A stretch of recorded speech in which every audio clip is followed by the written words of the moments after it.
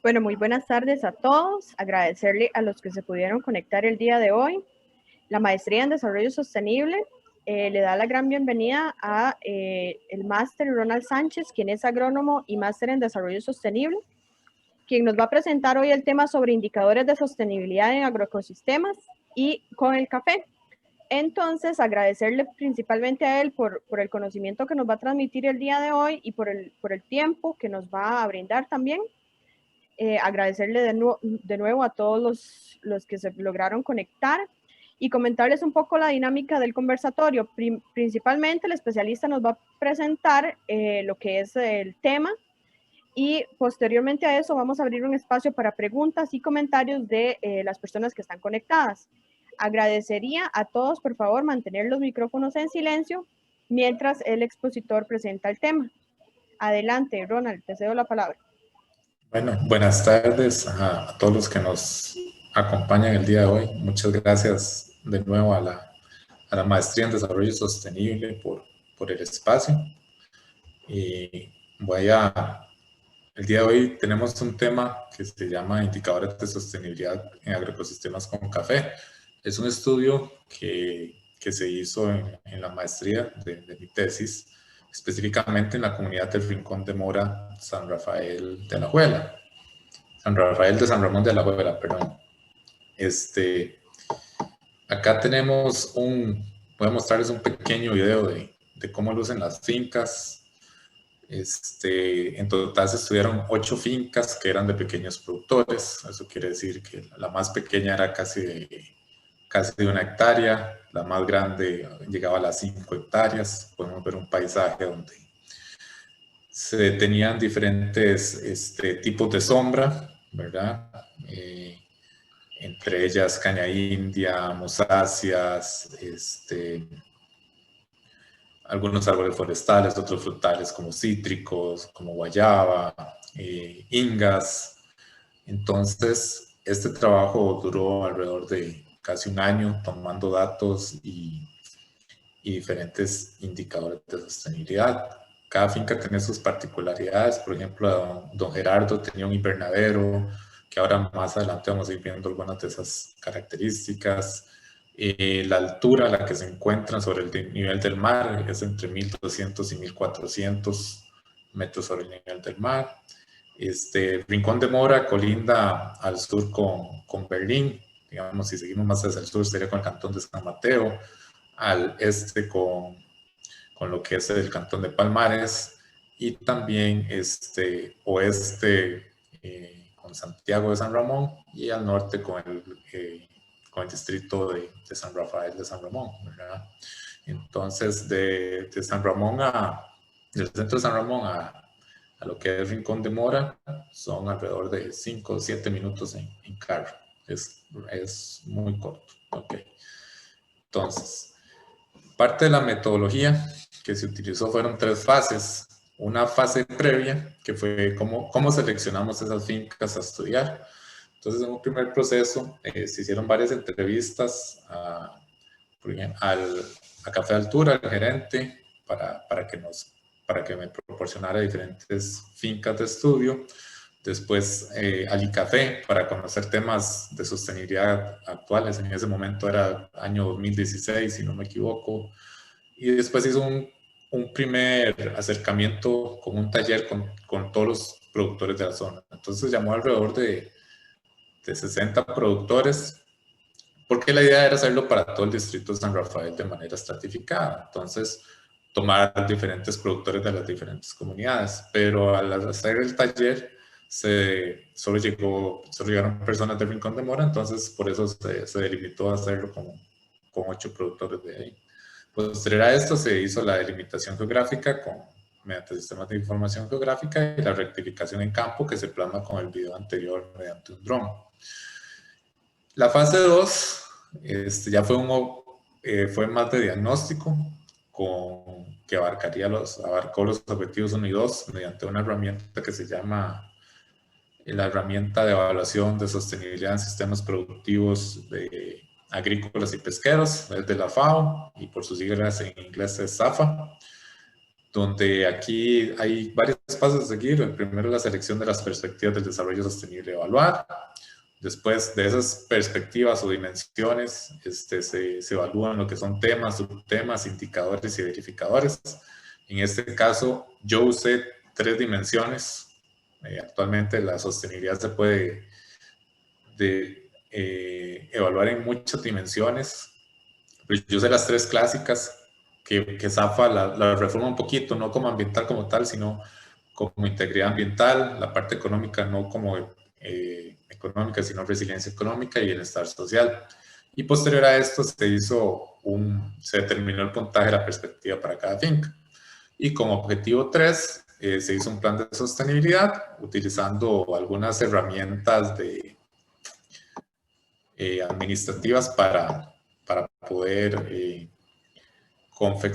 confeccionar un plan de sostenibilidad como tal, ¿verdad? Entonces ahí tenemos el cuadro humano integral, la gestión por resultados, la confección del cuadro humano integral, un mapa estratégico, el plan de acción y las propuestas. En este caso, para no extenderme mucho, no me voy a entrar mucho en todas las partes del plan, sino simplemente las propuestas que se hicieron, ¿verdad? Entonces, como les dije, la fase previa fue la visita a capa de altura, al Departamento de Sostenibilidad, la reunión, delimitación del área y rectificación en campo.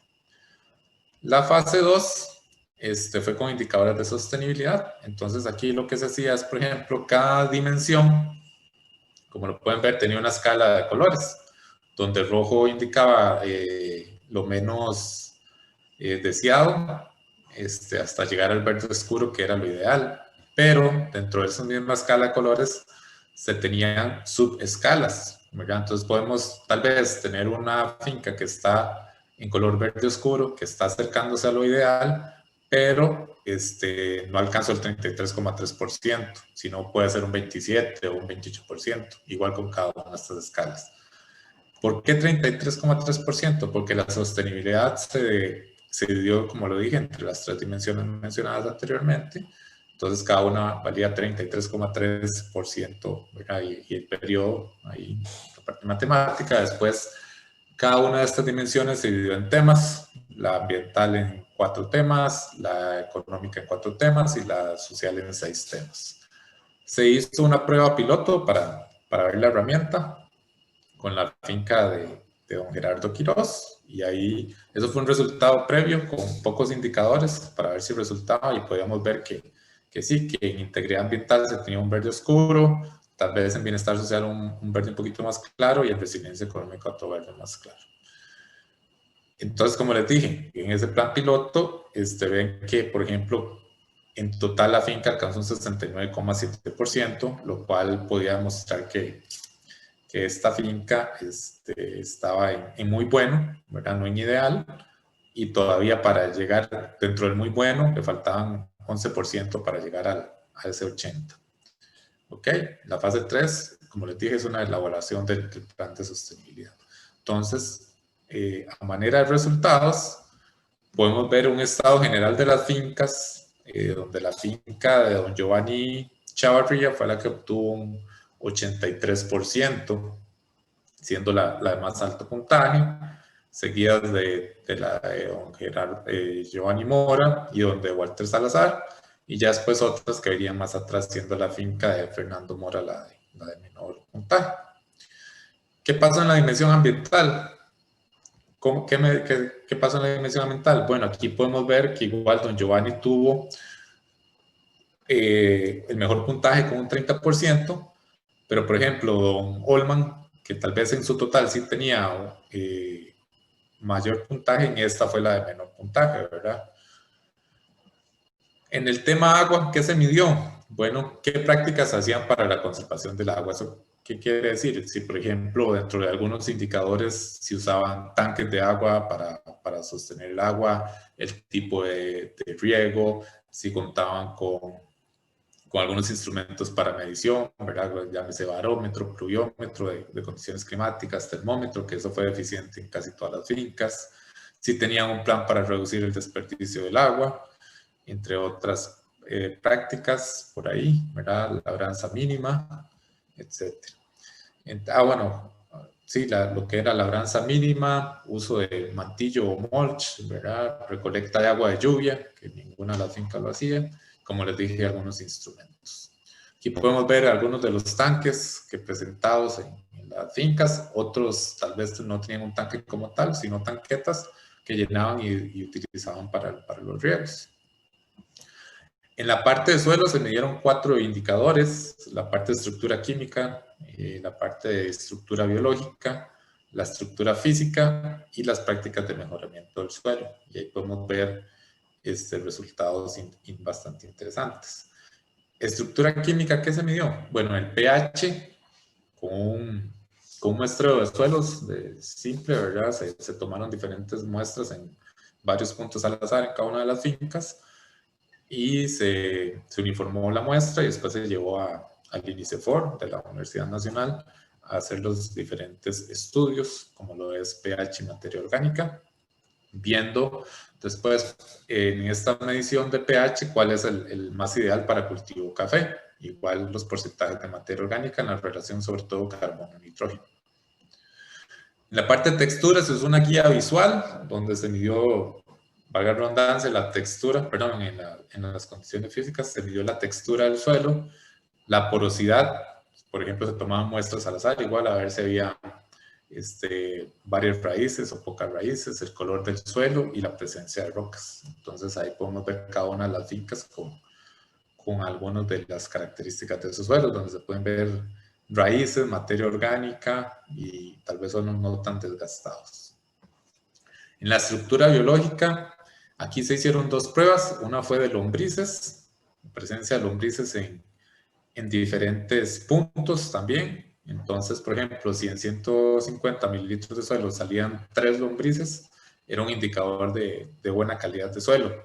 Si salía 2 medianos, 1 muy bajo y 0 ninguno. Pero aquí podemos ver que aparte de las lombrices, muchos otros macroinvertebrados de suelo estuvieron presentes, como hormigas, larvas de diferentes insectos, entre otros por ahí, entre otros artrópodos. Y también al azar se hicieron pruebas de peróxido, de agua oxigenada, las cuales era igual, vertir en diferentes puntos de la finca agua oxigenada y tomar datos si ha sido burbujas o no ha sido burbujas. Eso quiere decir que es un indicador de buena calidad de suelo. Estas son 2 pruebas que son fáciles de hacer y no tienen mucho costo. También a nivel de manejo del cultivo, se veían las fincas si tenían zanjas para controlar erosión, el asocio con las sombras, si usaban coberturas de suelo, si tenían algunas plantas como el vetiver para ese amarre de suelos, se hacían drenajes o canales, entre otros. En cuanto a biodiversidad, se midieron 5 indicadores. Biodiversidad fue el tercer tema. Recordemos, el primero fue agua, el segundo suelo, ahora biodiversidad. Entonces, ¿cómo fue el cambio en la cobertura del suelo durante los años? La diversidad estructural de los ecosistemas, la riqueza de especies, cómo era la conectividad de las fincas con algún otro ecosistema. Ahí tenemos bosques secundarios a la par y las prácticas para el mejoramiento. Entonces, en el cambio de suelo se utilizó sistemas de información geográfica para ver cómo había mejorado esa cobertura. En realidad es cobertura vegetal desde el año 1945, que fue la foto aérea más antigua y que se pudo tomar del Instituto Geográfico Nacional hasta la actualidad. Entonces ahí pueden ir observando cómo fue cambiando esas coberturas. Un poquito de la historia de Rincón de Mora nos indica que lo que se sembraba era cabuya en un principio, después se pasó a potreros y después de potreros se pasó a cafetales al sol y actualmente son cafetales con sombra, algunos con tintes de agroecosistema con café, ¿verdad? O la mayoría. Y aquí en el 2017, que es la más actualizada, pero igual se puede ver, ya algunas fincas totalmente dedicadas al cultivo y algunas con parches boscosos. ¿Okay?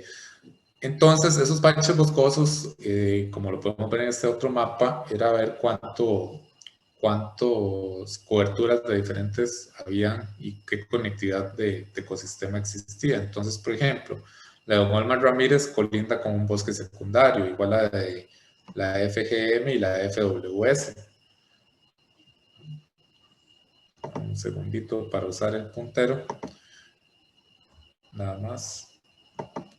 Entonces aquí podemos ver que, esta finca, la de Don Olman, colinda con bosque secundario, como les dije. Igual esta es la de Giovanni Mora y la de Walter Salazar. También hay algunos que tienen hábitat remanente, otro tipo de bosque, tal vez no tan como este otro, como el anterior, como natural. Y también obviamente todos tienen cultivos y algunos son una parte urbana. Entonces ahí se utilizó el índice de Yacar para comparar entre fincas. La diversidad estructural y zonas de amortiguamiento, eso era nada más simplemente ver si los ecosistemas tenían los diferentes estratos, ¿verdad? Herbáceas, leñosas y árboles muy grandes, y igual si cumplían con zonas de amortiguamientos para quebradas. Prácticas de mejoramiento, se midieron las leguminosas, se preguntó y se observó el manejo integrado de plagas, el manejo integrado de arbences, como les dije, la zona de amortiguamiento, y también los polinizadores. Polinizadores no una medición como tal de que, por ejemplo, se posara una mariposa o un murciélago por ahí, sino si algunos productores tenían, por ejemplo, cultivos combinados con apicultura, que eso se da en dos cultivos por ahí. Entonces, en la parte de leguminosas, se identificaron 13 especies en total, pero había una finca que de esas 13 tenía 12, que fue la de Don Eladio Cascante, ¿verdad? Entonces, por ahí fue interesante ver que unas tal vez solo tenían una sola especie, ¿verdad? Otras que no tuvieron, pero sí tenían frutales, y el resto ahí algún combinado. La Inga densiflora fue la que más se observó en todo el territorio. Después se midió mamíferos con diferentes muestreos, con un muestreo, perdón, que fue mediante entrevista y observaciones directas. Actualmente yo estoy cursando un doctorado y ya esta parte la estoy trabajando ya más en serio con cámaras trampa y con otros tipos de trampas por ahí para corroborar si esto que me dijeron si era cierto, ¿verdad? Entonces, por ejemplo, los vecinos podían enviarnos fotografías como el Delphin marsupialis o Leopardus wiri, ¿verdad? Que estas son fotos de vecinos, y el resto sí fueron observaciones directas. Los murciélagos sí, aunque no era parte del trabajo, sí se pusieron redes de niebla para muestrarlos y determinar por ahí. Ok, en aves, esto sí se salió a muestrear 4 veces por finca en la madrugada. Entonces se logró un total de 86 especies. Y otras especies que estando en la finca, y si uno las veía, ¿por qué no registrarlas? Y materiales de energía, simplemente si los productores aplicaban o no el triple lavado, que casi ninguno lo aplica, si tenían algún lugar para disponer los plaguicidas utilizados o para enviarlos a algún tipo de reciclaje. Igual si las canastas se podían reutilizar entre cosechas, igual algunos materiales o las herramientas. En la parte económica, aquí podemos ver los resultados. Aquí se va a pasar un poquito más rápido. El primer tema fue inversión. Fue inversión con determinación del precio, ingresos netos, inversión en la comunidad, inversión interna y plan de negocios. Y aquí algo pasó con la presentación porque ya me está tirando las propuestas. Si me da un segundito, Inés, nada más para compartir otra presentación rápidamente. Claro, sí, adelante, Ron.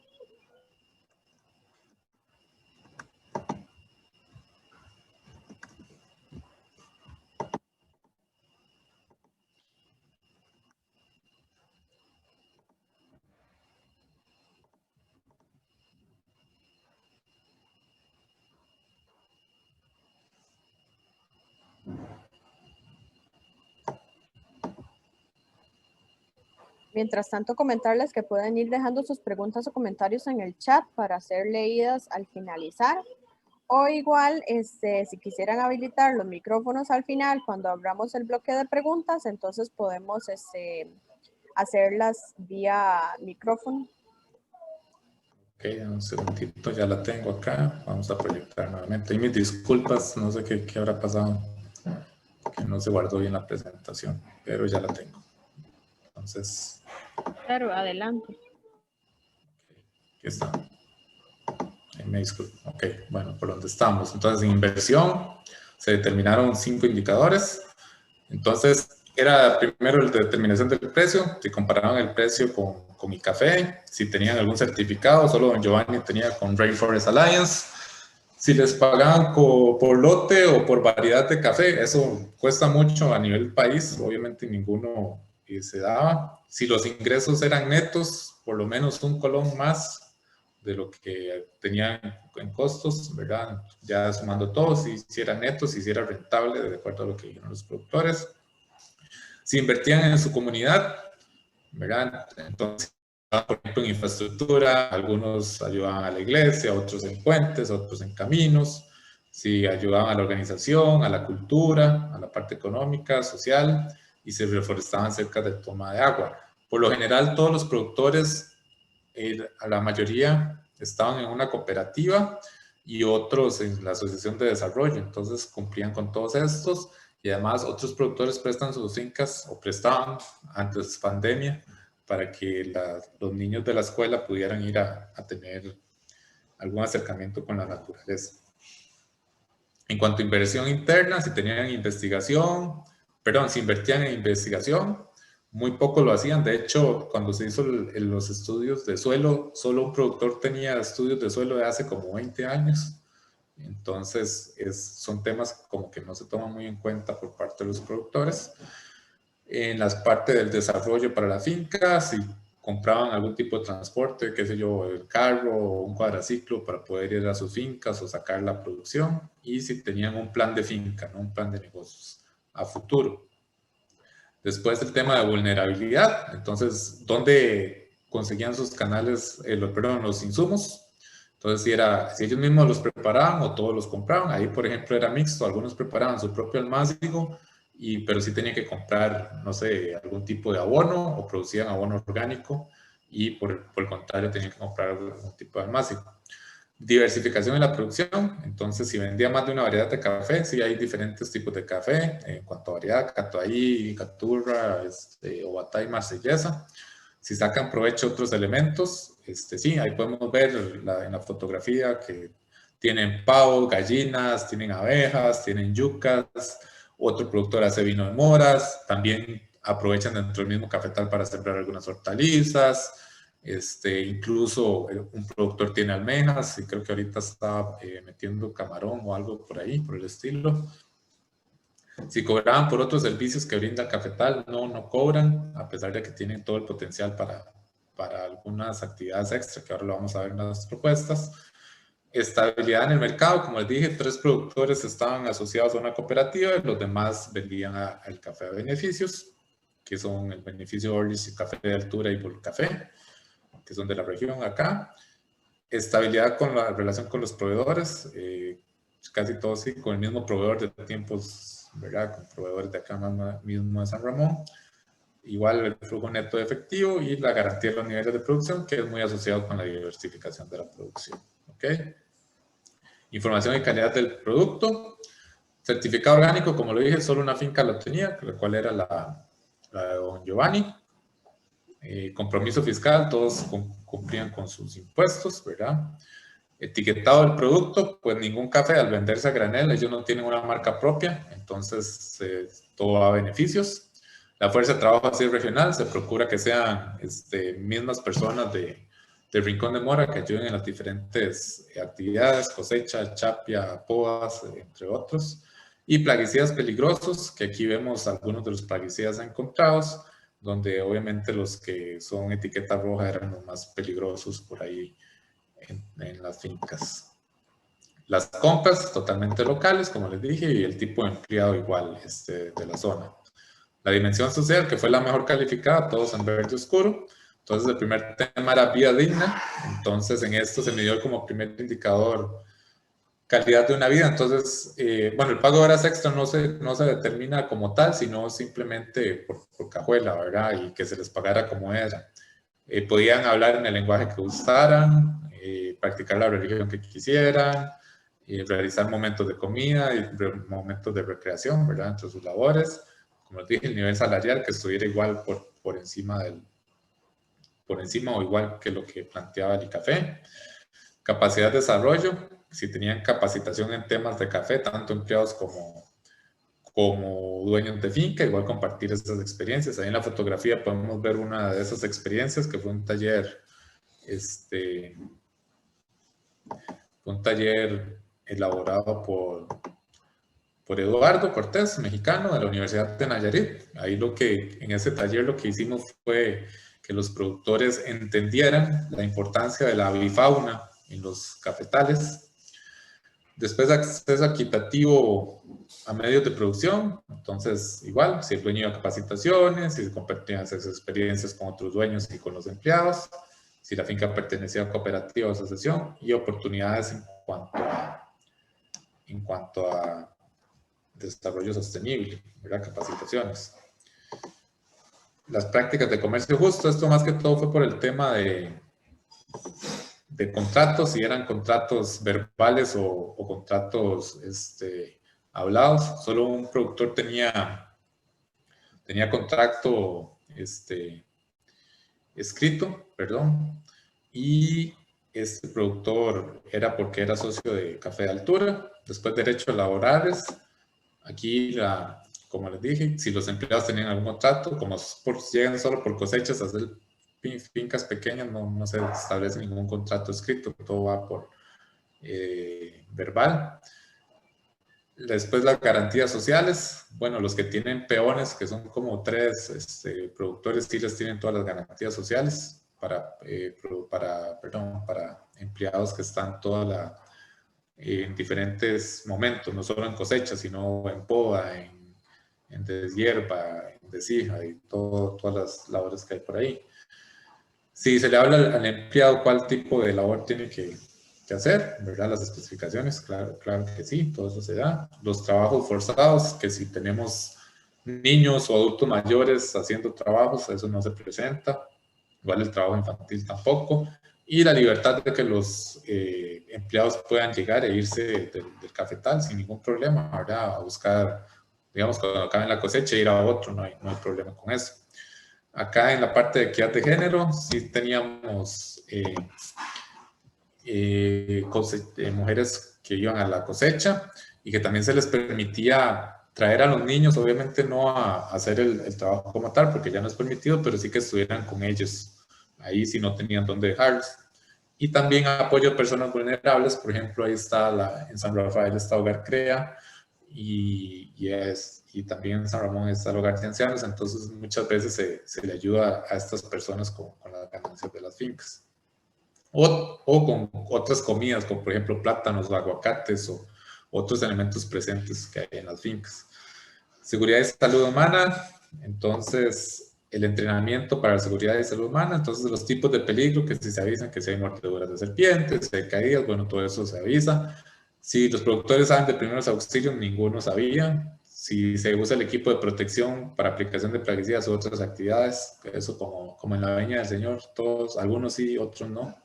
Conocimientos sobre el color de las etiquetas llegaban al nivel de las etiquetas de los plaguicidas, llegaban a nivel de que sí sabían que era verde, amarillo y rojo, pero no con más especificaciones.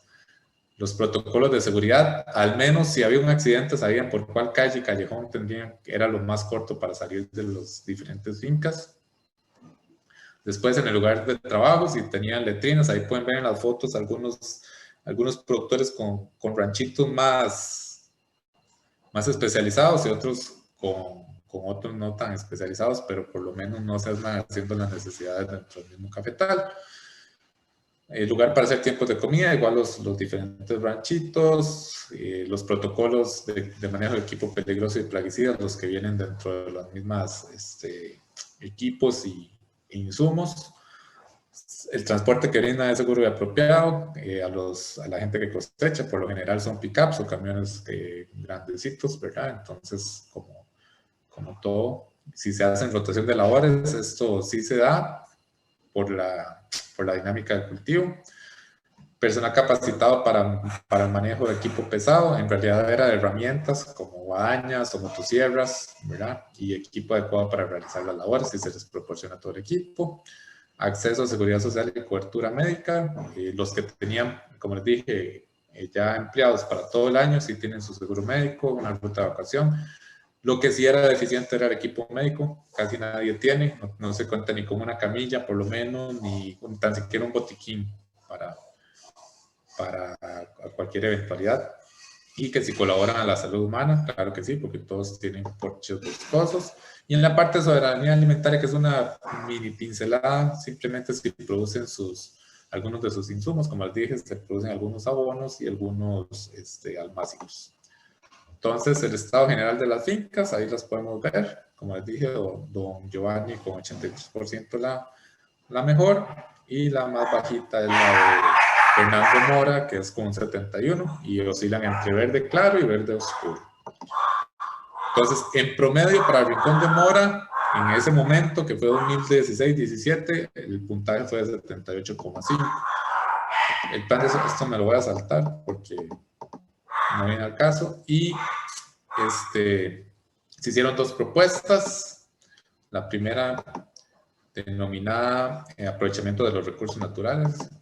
Entonces, en varias actividades, la primera, construir un vivero para mantener la genética de la zona con plantas nativas y algunas que tal vez no son nativas, pero ya se han arraigado y tal vez se está perdiendo, como el caso de la toronja. Entonces, la idea era que un vivero como el que tiene don Gerardo, existiera un vivero comunal también para poder aprovechar todo esto, ¿verdad? Toda esta riqueza que hay. Usar la biodiversidad de otra forma, haciendo saber que no solo están el ser humano dentro de las fincas o dentro de la comunidad, sino también hay muchas especies como el tucán, como el caucel, entre otros. Usar basureros temáticos, esto es un ejemplo, pero con la misma biodiversidad. ¿Por qué no un rótulo en donde se buscaba algún mensaje de educación ambiental, como Rincón de Mora rumbo a la sostenibilidad? En esta comunidad se respeta la flora y fauna, se protegen las fuentes de agua, se evita el uso de plaguicidas, que fuera más como de concientización más que de restricción. Después, la segunda propuesta eran ya más alternativas de cafeturismo. Entonces, por ejemplo, capacitación en diversos temas de actualidad para ese momento, para los productores, que ellos mismos me decían, es que a nosotros vienen y nos dan capacitación de cómo fertilizar o cómo podar o cómo deshijar. Ya nosotros eso lo sabemos, queremos más ampliar nuestro conocimiento. Entonces se habían planteado algunos temas ya más un poquito al final de la cadena de valor, como lo que es administración, mercadotecnia, barismo, catación, turismo, biodiversidad, cambio climático, carbono neutro. Hacer algunos tipos de tours diferentes dentro de las mismas fincas, como senderismos, mountain bike, ¿por qué no motocross, avifauna, que los cafetales tienen una biodiversidad enorme en cuanto a aves, caminatas nocturnas, educación ambiental y por qué no catación y barismo también. Tener un propio logo para el café de Rincón de Mora. Aquí yo utilicé esta ave que se llama Cardelina pusila, que es controladora de broca de café como ícono y ahorra millones de dólares. Hay estudios sobre esta ave y todo lo que ahorra a los cafetaleros. Un empaque que tuviera a la cardelina y también al poró, que bien, aunque no es nativo, es muy llamativo y característico de los cafetales de Valle Central, para al final amarrar todo en un mercado culinario sostenible, en el cual, por ejemplo, don Gerardo puede hacer vino, las señoras podían hacer hasta una asociación para hacer panes, porque las veces que me tocó ir de gira y me invitaron era un buen pan y era hecho por ellas, y vean que incluso hasta tenían hornos de barro, donde yo siempre he dicho que podían darse esos lujos con los mismos residuos del café, alimentar ese horno y hacer sus pizzas o sus panes o sus comidas, y también obviamente complementado con el café de Mora. Entonces, básicamente eso es lo que les traía para hoy. Muchas gracias. Muchísimas gracias a usted, Ronald, por presentarnos este tema tan interesante. Y toda esta información también que es pues de suma importancia para tomar en cuenta. No sé si alguno quisiera realizar alguna pregunta puede haciéndolo habilitando el micrófono.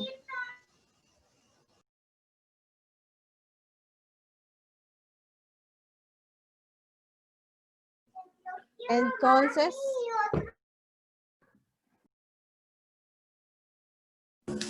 si ninguno tuviese alguna pregunta, entonces, bueno, okay. Yo tengo, no sé. ¿Cuál es el orden? Adelante. No sé, ¿quién? Perdón, es que no. Adelante, Alejandro. Muchísimas gracias, don Fernando. Bueno, primero que todo agradecerle mucho a Ronald, ¿verdad? Por su presentación y muy, o sea, muy interesante el tema y con muchas aplicaciones en lo que es sostenibilidad. Bueno, estaba en un principio, ¿verdad? Don Ronald mencionó que son fincas pequeñas, ¿verdad? Que la finca más grande, si no me equivoco, era de 5 hectáreas, ¿verdad? Correcto, vale. Entonces, me preguntaba qué tan factible era pensar que estos, digamos, mismos resultados de sostenibilidad, que a mi criterio son bastante altos, ¿verdad? Para una actividad que, digamos, históricamente ha tenido un impacto bastante significativo a nivel de ambiente y económico y en estos rubros que usted analiza, ¿qué tan factible sería extrapolar esta información a fincas ya, ¿verdad? Extensas, donde los manejos son diferentes, donde las condiciones, digamos, de producción son diferentes? Entonces, ¿qué tan extrapolables o qué consideraciones habría que tener si estuviéramos hablando de fincas muchísimo más extensas? Muchas gracias. Sí, bueno, primero que todo, Ale, ¿cómo le va? Ya vi que sacó el cuadernito mágico de la maestría.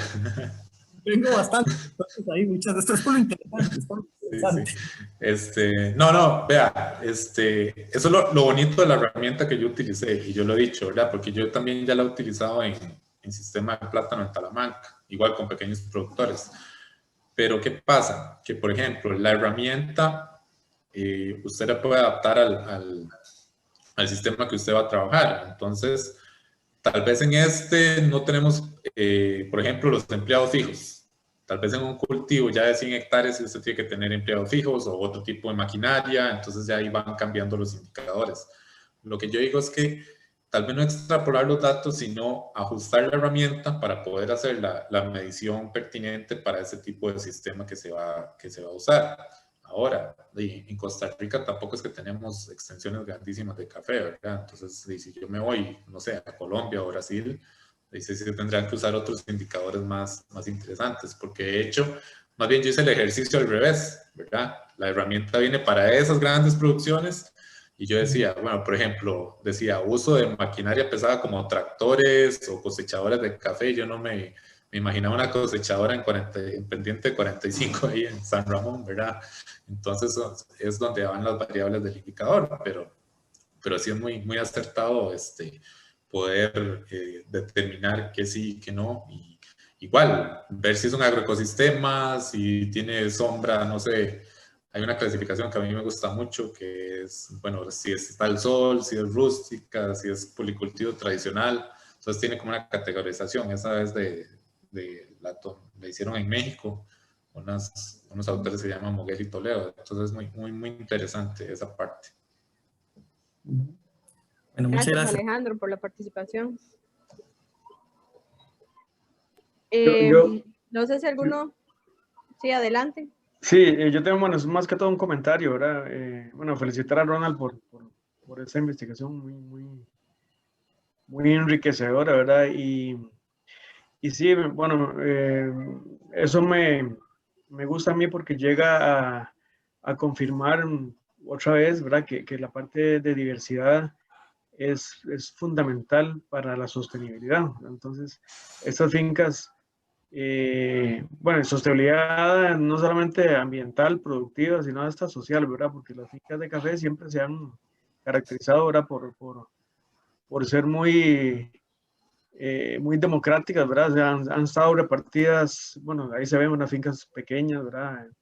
Policultivos, trabajo femenino, familiar, intercambio, ¿verdad? Entonces, son cultivos que tal vez como país uno diría, bueno, podríamos apostar más a este tipo de cultivos con estas características que a monocultivos extensivos, y etcétera. De hecho, el café, bueno, como se presentaron algunos datos de plaguicidas, pero es uno de los cultivos donde se usan relativamente menos cantidad de plaguicidas y va bajando cada año. Eso nos contenta a nosotros. Lo único malo es que la productividad va bajando también, ¿verdad? Y el área también, que es preocupante, ¿verdad? El área de café de hace unos años eran casi 100.000 hectáreas o 100.000 y ahora vamos como por 85.000, ¿verdad? Se ha compensado un poco con la calidad de tasa, pero sí necesitamos más productores con cafetales diversos para tener una agricultura más sostenible en este sentido. Gracias. Gracias, Sí, Fernando, bueno, por la participación. Adelante, Ron. No, gracias a Fernando por el aporte y por conectarse. Gran profe mío ahí en la UNA de Arbences. Y que esa filosofía viene desde Fernando, ¿verdad? La parte de plaguicidas, cuando lo vimos en los cursos con él, de ir bajando. Y de hecho eso le decimos a los productores, ¿verdad? ¿No?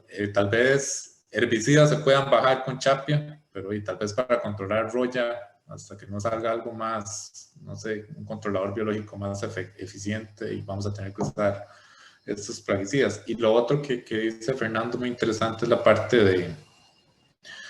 de ese cambio generacional. Por eso se proponían esos otros temas de capacitación, digamos, porque ya tenemos la segunda generación, todos están en la universidad, ya no quieren nada con el café, ¿verdad? Es ir a estudiar. Entonces ahí era donde yo les decía a los productores, bueno, el hijo suyo estudia ingeniería en sistemas, ¿por qué no pensar en una plataforma comercial? El hijo suyo en administración, bueno, que le lleve los números y que sigan siendo parte de la actividad, tal vez desde otro enfoque, y no tal como agarrar la pala, que a muchos ya no les gusta, ¿verdad? Y estar ahí el día a día como si los productores, pero es parte y cosas que se tienen que luchar con la agricultura creo yo, de dos frentes: el urbanismo y también la reducción en insumos agroquímicos.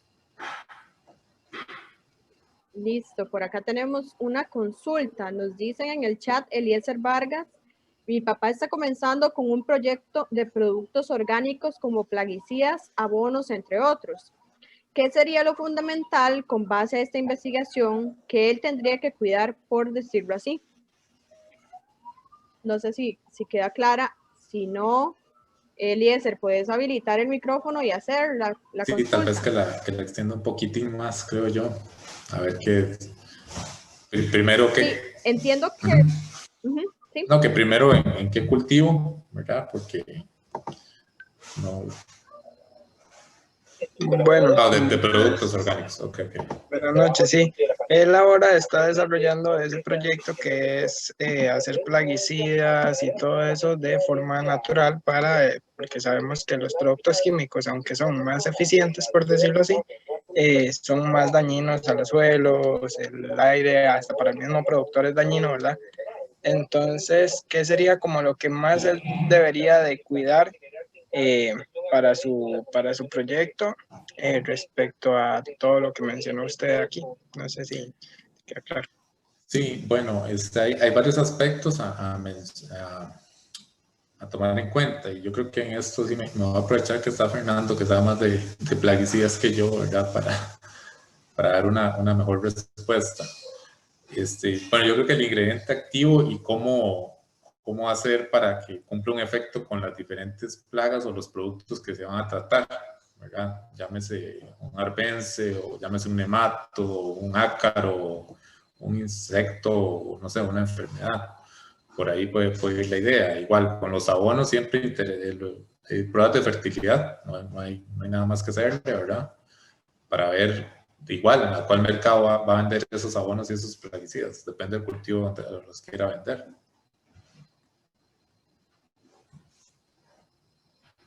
Yo tal vez quería hacer un comercial ahí.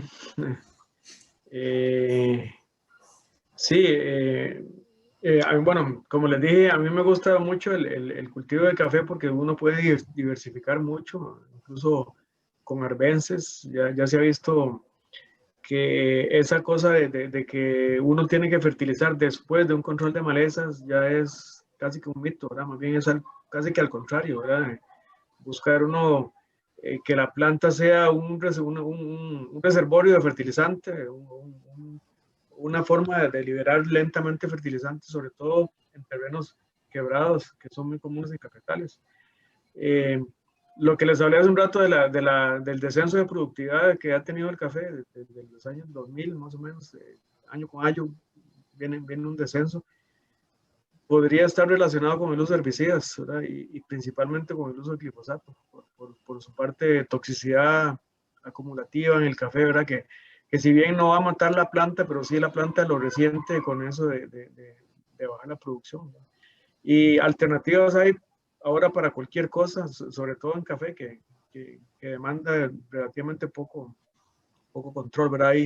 Hay tricodermas para control de insectos, bacterias, etcétera, que a raíz de la salida de muchos plaguicidas han logrado un nicho, ¿verdad? Y hay gente que produce perfectamente casi que con cero. O sea, no son certificados orgánicos, pero por lo menos son muy sostenibles. Ok, muchas gracias. Gracias, Eliezer, y gracias, Fernando, por la participación. Aprovecho este comentario y pregunta para consultarle, Ronald. Esta sostenibilidad que usted logró encontrar, digamos, en este agroecosistema, influye en la producción de café, en el producto final, por decirlo de alguna manera, en la calidad de ese producto final. Bueno, como tal esa variable no se midió, pero a lo que ellos me dicen, ¿verdad? Los productores, sí influye, pero positivo, ¿ya?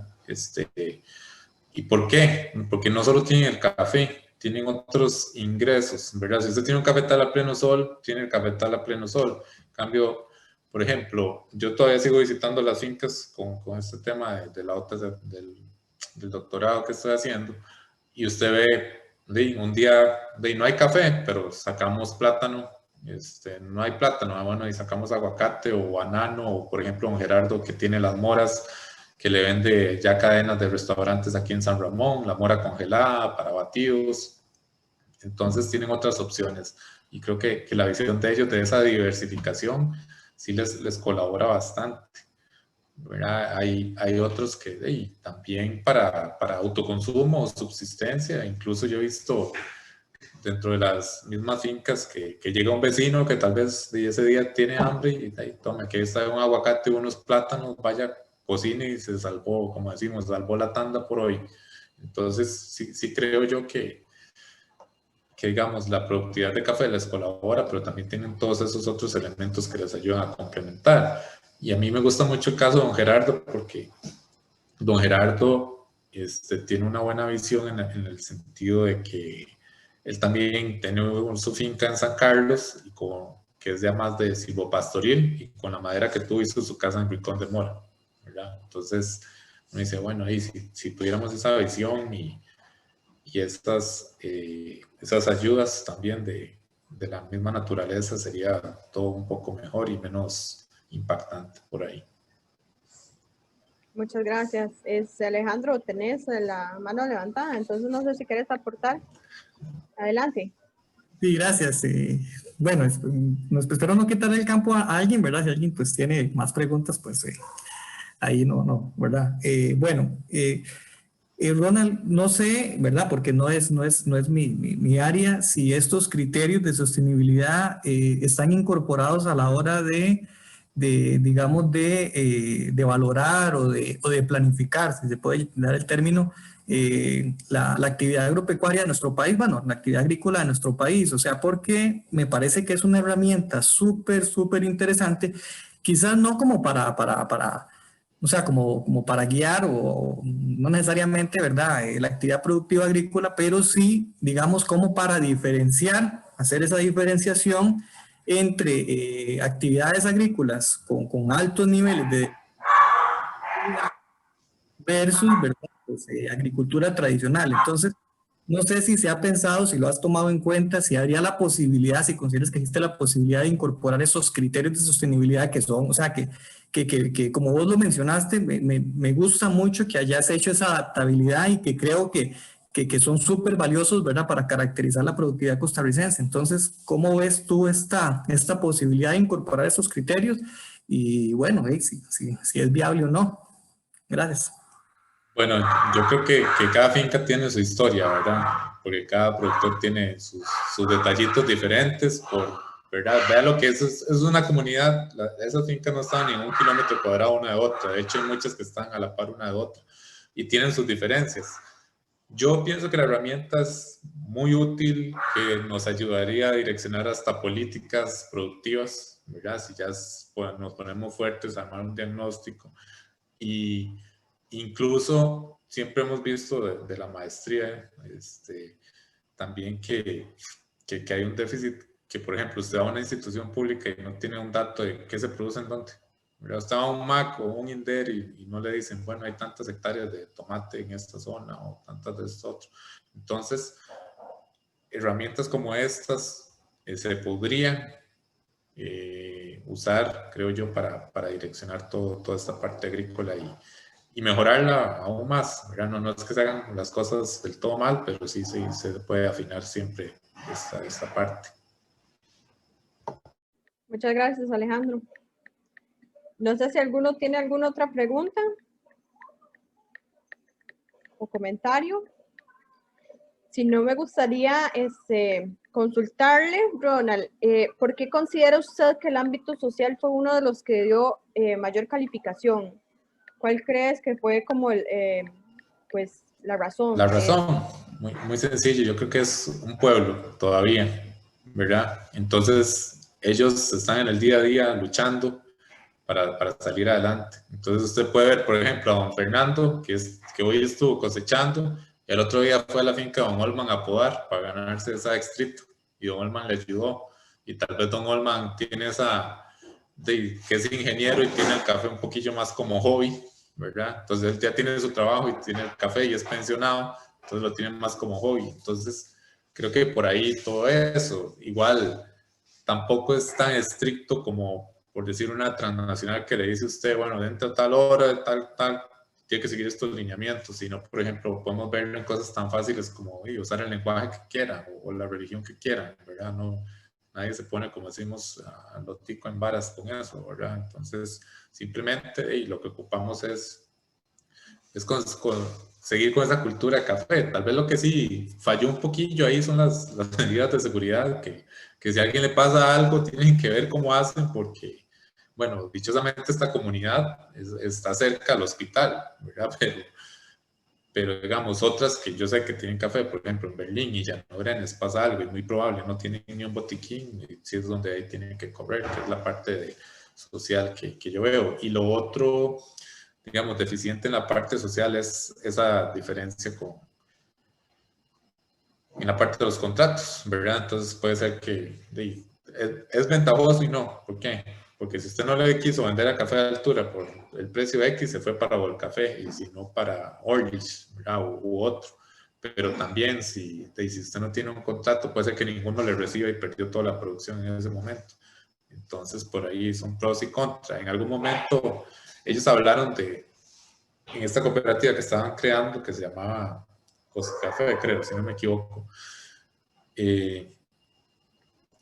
Ellos querían empezar con un microbeneficio, ¿verdad? Los productores, que yo decía, bueno, ahí sí empiezan con el microbeneficio, bueno, con los recibidores de ellos, el microbeneficio, ya diferencia precios, ya pueden hacer su marca y ahí va, pero sí, la parte social yo creo que es eso, porque todavía es un pueblo que se ayuda entre ellos, ustedes los ven en las asociaciones de desarrollo inmersos, en la SADA inmersos también, entonces por ahí creo que es ese sentido de mayor puntuación. Listo, gracias. En este mismo sentido, ¿usted cómo ve el tema? Porque ha sido muy polémico recientemente esta cuestión de seguridad y también en la parte de salud.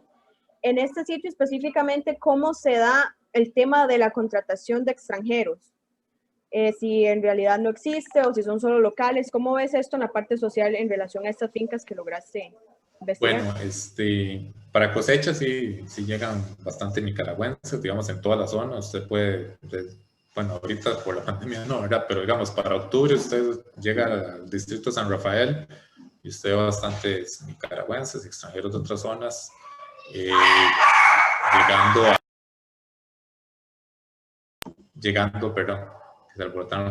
llegando ahí a lo que es las fincas, ¿verdad? Entonces, la contratación no es una directa, como le digo, por ejemplo, en Don Olman tienen a Julián, que ya es casi que compa, ¿verdad? Julián sí ha estado, es nicaragüense y tiene sus años de trabajar ahí, tiene su casa, ¿verdad? Dentro de la misma finca. Esta casa se adapta con diferentes cuartos para cuando llegan los de las diferentes lugares de Nicaragua a la cosecha. Y sí se les dan buenas condiciones, pero no hay contrato, ¿verdad? Sí se les da dormida, pueden coger todos los elementos que hay en la finca, pero no hay un contrato como tal. Pero eso también les dice que, digamos, si hoy no hay cosecha o se acabó la cosecha hoy en la finca Don Olman, van a la de Don Gerardo, que está a la par, no hay ningún problema, y sigan ganándose su platita, ¿verdad? Entonces yo no lo veo tan mal. Muchas gracias. En relación a la parte de certificaciones, me gustaría saber qué opinas, usted que aplicó estos indicadores, ¿cuál podría ser la diferencia y si realmente funciona mejor aplicar indicadores como estos o mantener las certificaciones? Si inclusive también los productores pueden dar un valor agregado por esto.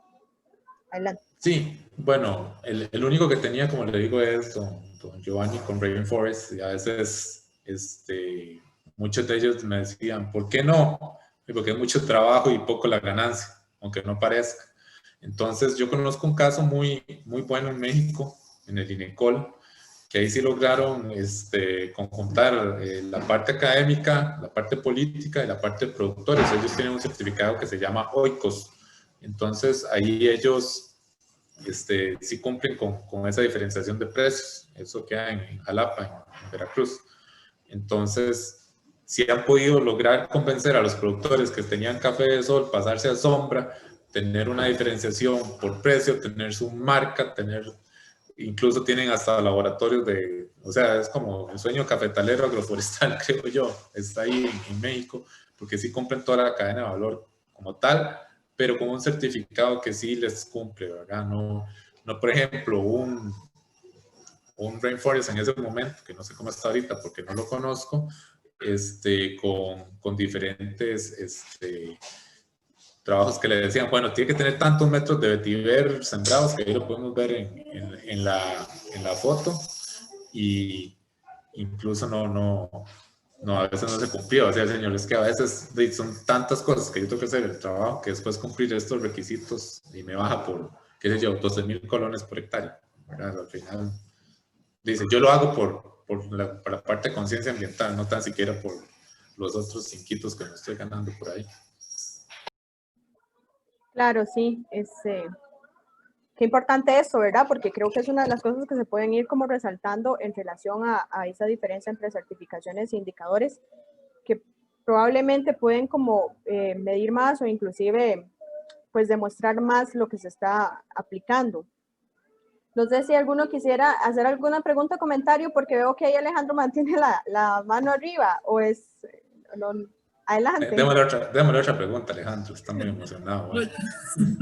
Yo siempre tengo ahí, pero bueno, no, o sea, tampoco no quiero quitarle, pues ahí sí hay más participaciones. No, es que el tema es súper interesante. Quizás nada más, tal vez ya para cerrar mi participación, ¿cuál es, digamos, Ronald, bueno, según lo que nos dices y se nota que esta investigación refleja una realidad, digamos, muy particular de una comunidad que tiene condiciones, pues muy especiales y que las hacen, pues, más bien favorables a todo este contexto desde sostenibilidad, porque yo me imagino que ellos no tienen la sostenibilidad directamente como un término planificado dentro de su actividad productiva, sino que más bien ellos por instinto, como usted lo dice, y por conservación y por otras situaciones, ellos pues se acercan a este proceso de sostenibilidad.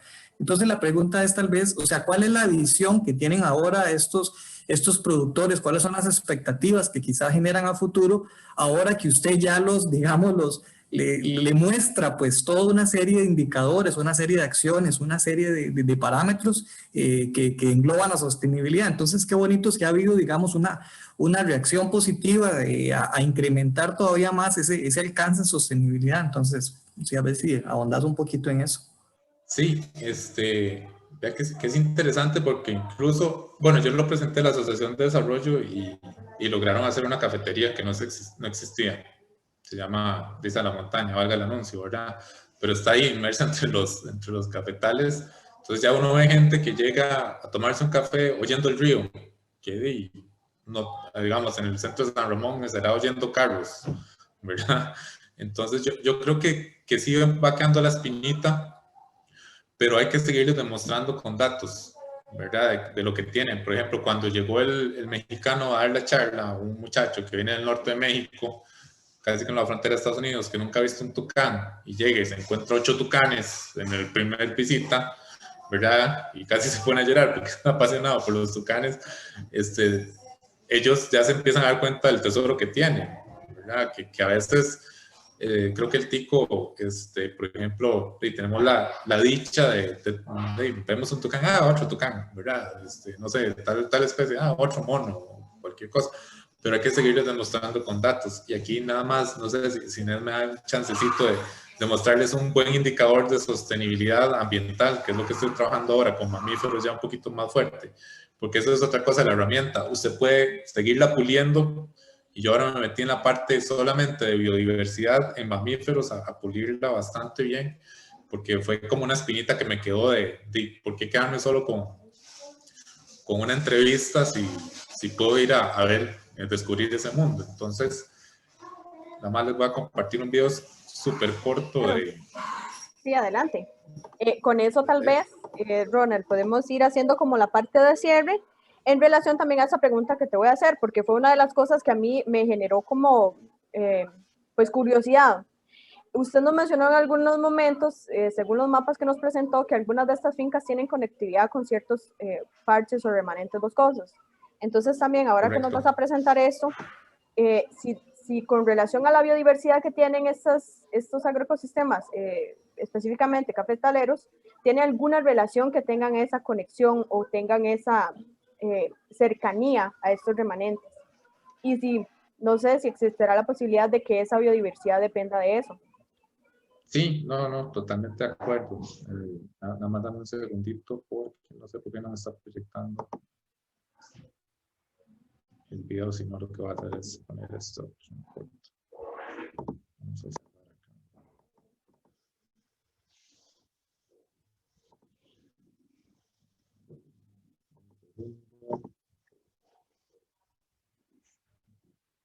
No sé si lo logran ver el video, sí.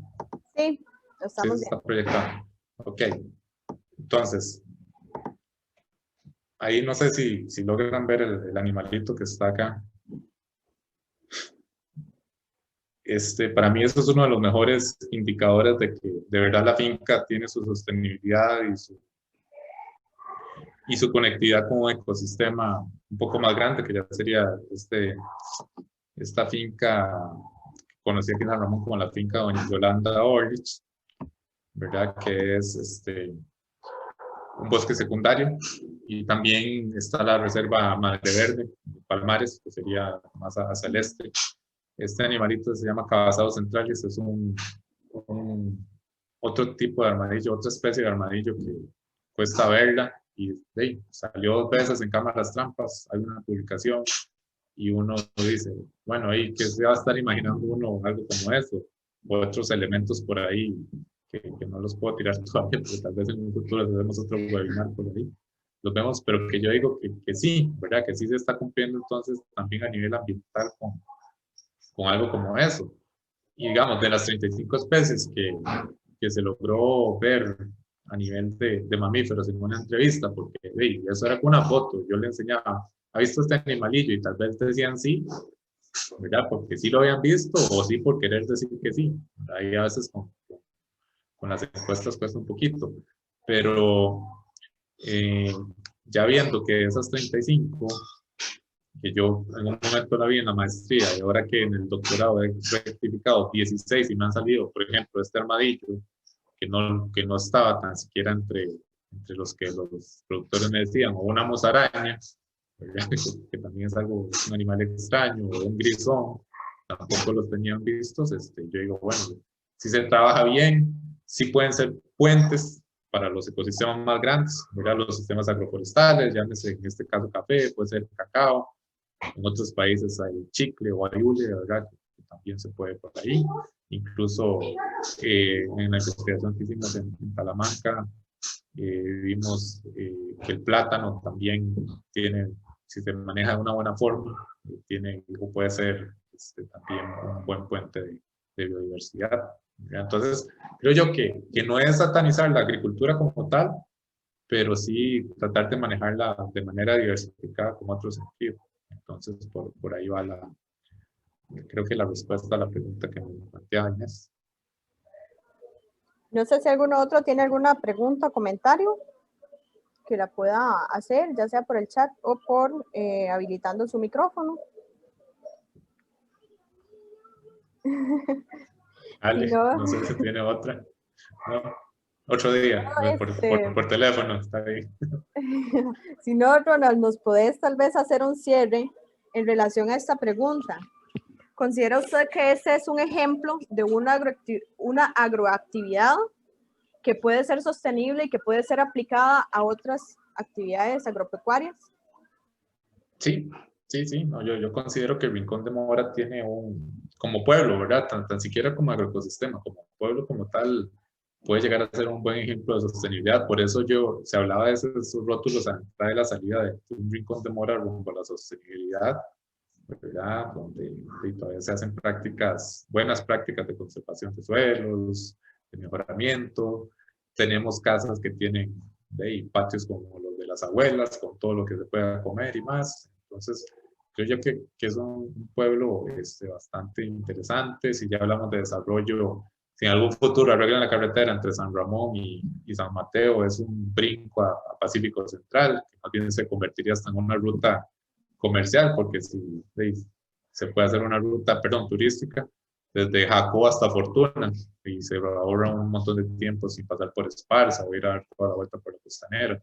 Entonces, en algún momento ese lugar va a tener su potencial cuando ya se termine esa calle por ahí, que en realidad son como 400 metros lo que hace falta de asfaltar, y ya tienen el vinco a San Mateo, porque usted estaría en 40 minutos, 30 minutos en Orotina, tal vez, rapidísimo desde acá, y sé que se ahorra un montón de trayecto, que es donde yo les decía a ellos que por eso tenían que pensar en eso, ¿verdad?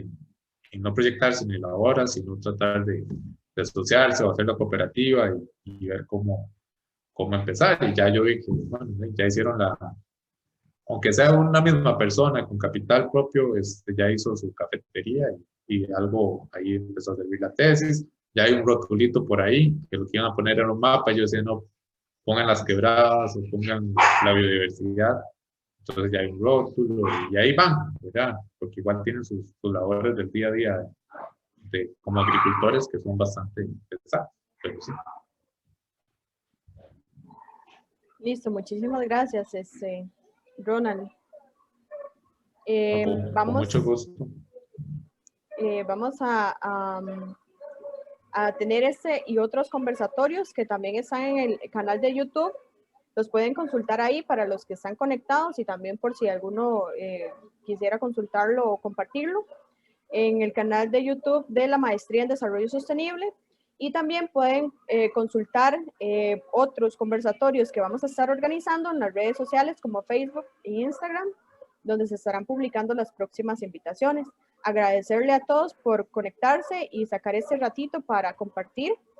Y también a Ronald, quien nos comparte pues estos conocimientos y este trabajo tan importante, ¿verdad? Que refleja la sostenibilidad en actividades agrícolas, que no se satanicen y que logren ser sostenibles de cierta manera. Muchísimas gracias a todos y buenas noches. Gracias, buenas noches.